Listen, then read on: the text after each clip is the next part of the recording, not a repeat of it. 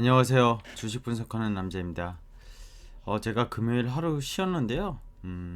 오늘 금요일장까지 같이 요약하면서 주말에 시장 다음 주 어떻게 대응할지를 좀 준비해 봤습니다.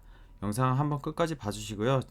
아무래도 이번 주 한 주가 4월 들어서 가장 힘들었던 한 주가 아니었나 생각이 듭니다.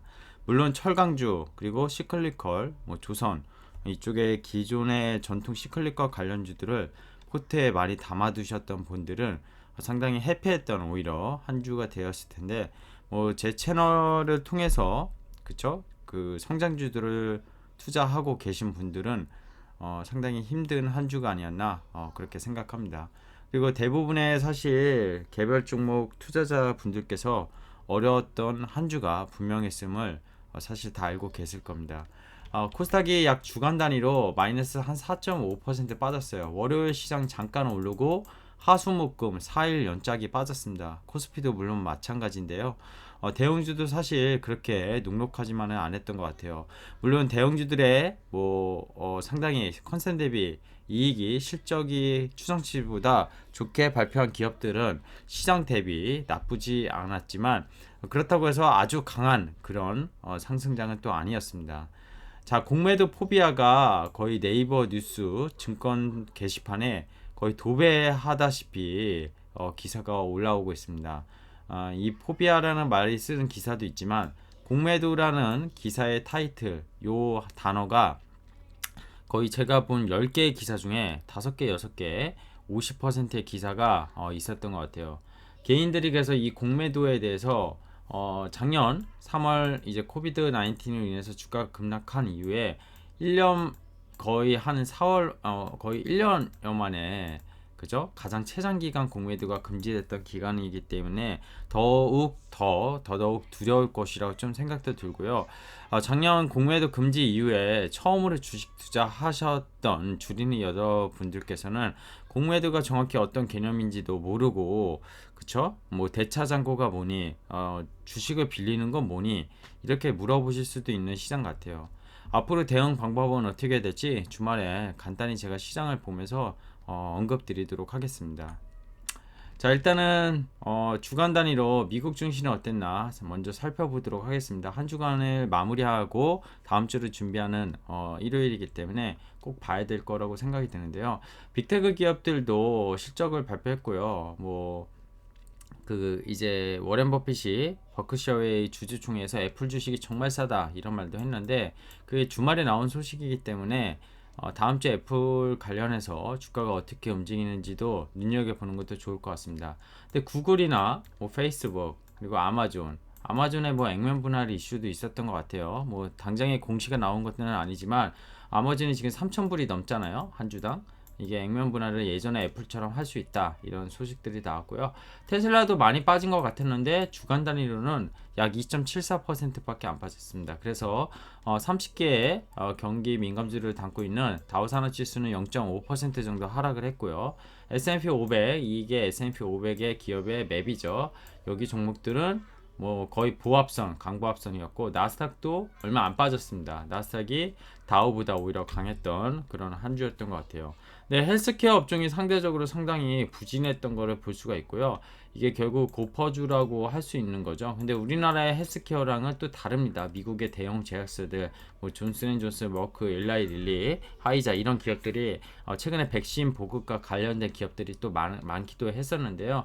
아무래도 백신에 대한 노이즈가 또 아스트라제네카, 존슨앤존슨, 그죠? 노바백스 등 여러 가지 이슈가 이번 주에 좀 있었던 것 같은데 그럼에도 불구하고 백신 접종률은 전 세계에서 이스라엘 그리고 터키인가요? 이런 유럽의 일부 국가들 빼고요. 중동이랑 미국이 가장 선진국 중에서 선두적으로 좀 접종률이 올라가는 것도 사실인 것 같습니다. 반도체 관련 종목들도 장비주들도 상당히 안 좋았고요. 세미컨덕터 이쪽도 상당히 안 좋았었습니다. 그죠? 마이크로소프트도 테크놀로지에서 안 좋았고요. 파이낸셜 쪽은 좋았네요. 그죠? 금융주들이 좋았고 상대적으로 에너지 업종 대체적으로 시클릭과 관련주들 우리나라에서도 에너지, 화학, 철강 이런 쪽이 강했었는데 미국도 좀 비슷하게 결을 맞추면서 움직이지 않았나 생각이 들고, 소비자 쪽이나 여행 관련 업종 이런 쪽도 상대적으로 이번 주에 시장 대비 좋았다, 이렇게 좀 분석이 좀 될 것 같습니다. 자, 코스닥이 한 주간 50포인트가 하락을 했습니다. 월요일날 1030포인트를 찍고요. 고점이 1031인가 2포인트죠. 장중에 1030포인트를 찍고, 금요일날 마감가가 980포인트는 지키면서 마감을 했습니다. 장중 한때 980포인트도 밀리긴 했었는데 50포인트 뭐 1000포인트가 올라왔는데, 그런 대략 계산하면 약 5% 하락이거든요. 이유가 뭐였을까요? 좀 찾아보겠습니다. 일단은 전기차, 반도체, 헬스케어, 코스닥의 시총 비중을 크게 차지하는 업종들입니다. 아시겠지만, 그죠? 시총 상위주가 많이 포진되어 있는 것 역시 헬스케어, 그리고 성장주인 최근에 전기차 관련 소재주, 반도체 이쪽이 많아요. 중소형 주도 섹터였는데 적게는 한 마이너스 10% 내외로 떨어지긴 했는데, 마이너스 20%짜리 종목들도 많았던 것 같습니다. 시총 1조 이상의 그래도 꽤 약간 소형주보단 중형주 이상 종목에서 상당히 좀 큰 하락이 주간 단위로 나오지 않았나 생각이 듭니다. 이렇게 되면 프라이스, 그죠? 가격 조정이 한 번에 빠르게 일어난 건데, 이게 다음 주에도 만약에 일어나면 반등은 빠르게 나올 수 있습니다. 자, 대형주 실적 컨센 대비 대부분 상해 발표했습니다. 코스피를 얘기하는 거고요. 일단 기본적으로 일부 대형주 빼고는 약세로 인해 코스피도 조정을 같이 받았다는 거죠. 즉 코스닥만의 문제가 아니라 코스피, 즉 수급적으로 차익 실현 물량이 상당히 많이 나왔다, 이렇게 보고 있습니다. 그 차익 실현 물량이라고 해석하는 건 단순 최근에 수급 이슈가 된 연기금 매도뿐만이 아니라 외국인이 많이 팔았어요. 이번 주간 내에 외국인이 많이 팔았어요. 그래서 수급을 보면은 코스피가 개인이 2조 원을 매수했고요. 순매수. 코스닥 주간 단위 7,300억이면 적지 않은 금액이거든요. 최근 들어서. 근데 외국인이 1조 원, 여기도 3,400억. 그죠? 거의 반을 기관과 동급으로 외국인이 양시장에서 팔았다는 겁니다. 즉 외국인이 많이 오른 종목들을 차익 실현에 나왔고, 기관 같은 경우에는 코스피는 연기금의 매도가 계속 나왔고, 기관 3천억 순매도, 펀드 환매 물량 뭐 이런 것들 같이 나오지 않았나 생각이 듭니다. 자, 이런 뉴스도 있더라고요. 고수의 경고. 이분이 제가 하수라고 절대로 비하하는 건 아닙니다. 뭐 이채원 한국투자 밸류 자산운용, 옛날 얼마 전까지만 해도 CIO였죠. 이분이 뭐 거의 이제 회사에서 고문 자리, 그러니까 고문 자리라는 게 결국 뭐예요?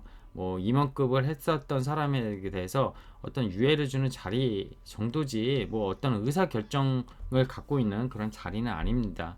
회사를 다니신 분들은 다 아시겠지만, 근데 이분이 뭐라고 했냐면요, 마침 장이 하락하고 나서, 이게 금요일인가 아마 토요일날 뉴스가 나왔는데, 인터뷰한 뉴스가, 공매도 재개되면 바이오, 배터리, 4차 산업, 뭐 흔히 제가 가장 좋아하는 성장주입니다. 성장주. 이분은 여기 이름에도 나왔지만 한국투자 밸류 자산운용에서 그동안 뭐 한국전력을 뭐 과거에 뭐 10년 동안 갖고 있었고, 그죠? 저평가주, 지금 많이 오르고 있는 뭐 포스코, 그죠? 뭐 아니면 금융주, 이런 거 좋아하시는 분이에요. 성장주라고는 투자는 하셨겠지만, 성장주에 대해서 즉 PER, 옛날에 과거의 가치로 잣대로 들이대는 이런 거를 들이댔을 때 절대로 살 수 없는 펀드 매니저였습니다. 그러다 보니까 이분법적인 저는 사고에, 그죠? 나이도 좀 있으시고요. 이분법적인 사고에 사로잡혀 잡히신 게 아닌가 생각이 듭니다. 시장이 변했고, 그죠? 시장이 변했고, 환경이 변했습니다. 저도 물론 2000년 초반에도 주식을 했었고요. 그죠? 지금 20년이 지난 지금도 주식시장을 역시 분석하고 같이 바라보지만, 이때랑 그리고 우리 IMF 말고 금융위기 있죠. 리먼 전에는 이분이 정말 잘 먹을 수 있는 시장이었어요.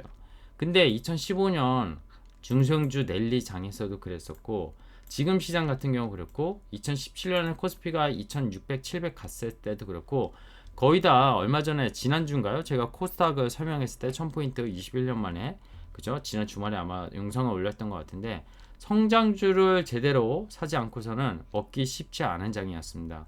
그러니까 정확히는 리먼 브라더스 전에 조선, 철강, 하하, 시클리컬 관련 업종이 한 2005년부터 딱 금융위기 터지게 한 2007년 말까지, 그때까지는 이분이 진짜 날아오르는 장이었다고 생각을 합니다. 저는 이렇게 생각해요. 제가 시장을 잘 본다고 절대 생각도 하지 않고요. 시장을 이긴다? 시장을 비트한다? 글쎄요. 이게 자기가 잘나서 비트한다? 절대 그렇게 생각한 적 한 번도 없습니다. 시장이 도와줘야 됩니다.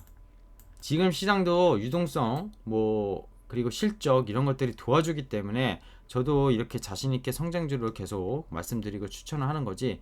항상 매크로적으로 꺾이면, 그죠? 매크로적으로 꺾이고 시장이 안 도와준다. 그럼 저도 아마 시각을 뒤집을 겁니다. 근데 이분이 그냥 그동안, 그죠?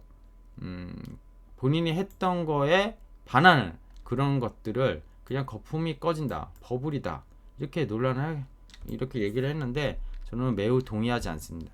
어쨌든 지난주에 하락을 했고, 물론 공매도 포비아, 선제적 수급, 선제적 차익 실현 이런 걸로 인해서 하락을 했다고 생각을 하는데, 내일부터 재개되는 공매도가 조금 더 불안 요소를 가미할 수 있겠지만, 이런 뉴스들, 이런 인터뷰들이 더 개인들의 투자 심리를 꺾을 수 있다는 거죠. 근데 전혀 중요하지 않다고 생각을 합니다. 자, 주말에 발표한 5월 1일날 발표한 뉴스입니다. 5월 1일날 발표한 뉴스인데요. 보시면은 이제 4월 수출 동향이에요. 매월 1일에 발표하는 거죠. 수출 동향이, 그죠? 수출 동향이 발표하는데요. 20년 12월부터 21년 4월까지 누적 수출, 결국 이 내용을 보면은 정말 역대급이다, 이렇게 해석을 할 수 있습니다. 그 이유가 뭐냐면은 정리를 해봤는데, 결국 코비드 19 백신 보급 확대 지금 진행 중이죠. 우리나라는 좀 약간 늦은 감은 있지만 어쨌든, 그리고 미국이 바이든의 인프라 투자 확대되고 있고, 제조업 강대국인 코리아 부각이 되고 있습니다.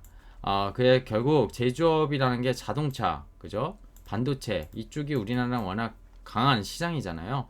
그러다 보니까 반도체, 물론 석유화학 포함이고요. 이 세 개의 섹터가 4월 중 역대 탑3를 진입했다는 이런 보도 자료를 보시면 되겠습니다. 그뿐만이 아니라 15개의 주력 품목 모두 전 지역 증가를 했는데, 작년에 코로나 1분기를 감안하면은, 그쵸, 2분기도 감안하면 3월부터 피크아웃을 했기 때문에 기저효과를 감안한다고 하면 당연히 좋아지는 게 맞지 않나 생각할 수 있는데, 그거를 제외하더라도 역대급이다. 석유화학은 거의 4월에 탑입니다. 탑 1위를 차지했고요. 반도체 자동차가 4월 중에 수출 중에 탑 3에 진입했다고 보시면 되겠습니다. 제가 왜 코스닥 얘기하다가 이 얘기를 했을까요? 개별 종목들 조정은 결국 지난주에, 이번 주죠, 많이 아팠습니다. 많이 아팠는데 견디는 게 맞다고 보고 있고요. 물론 어느 종목을 갖고 있는지, 어느 업종을 갖고 있는지에 따라서는 다를 수 있습니다. 다를 수 있는데, 기본적으로 제가 지난주에 코스닥을 설명하면서 이 얘기를 했었습니다. 코스피 이익 전망치가 아닙니다. 코스닥도 이익 전망치.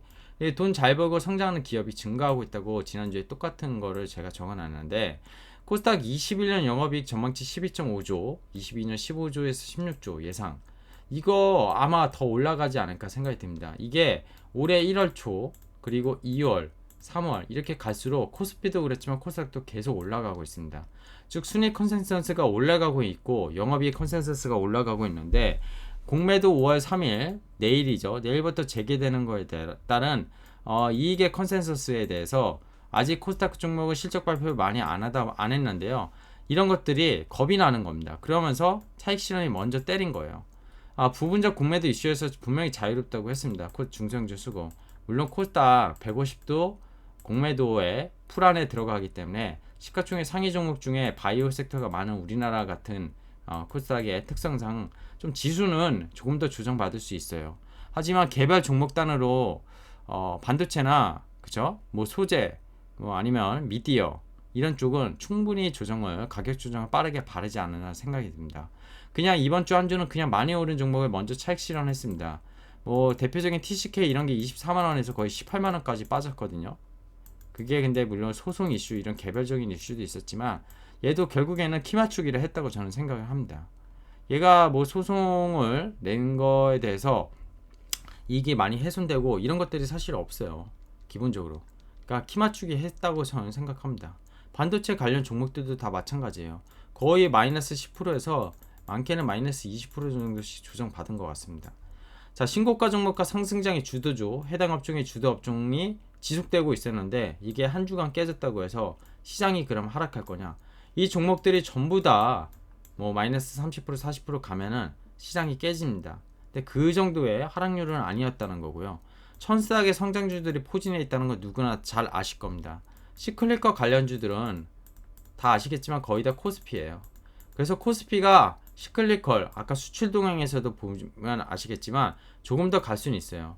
그렇다고 해서 코스피만 갈 것이냐? 그렇지 못하다는 겁니다. 대형 가치주도 결국 현재 수출 동향상 투자 매력이 분명히 존재하고 있거든요. 2분기까지도 갈 수 있다는 생각은 들어요. 근데 3분기부터 2분기가 만약에 피크아웃이고 2분기 대비 3분기가 성장률이 낮아지고 1분기 대비보다 1분기에서 2분기 올라가는 성장률 대비 이게 낮아진다면 주가는 구분응선에 있을 수 있습니다. 그리고 지난주에 계속 말씀드린 RSI 가열 지표 기술적 지표상 코스닥이 너무 단기적으로 빠르게 오른 것도 있었고 이번 한 주가 아니라 지난 한 주 아니면 지지난 주 그죠? 2주 전 3주 전에 돌아가면 반도체 장비 주줄 어땠습니까? 거의 이틀 3일에 그죠? 한 주에 10% 15% 올랐어요.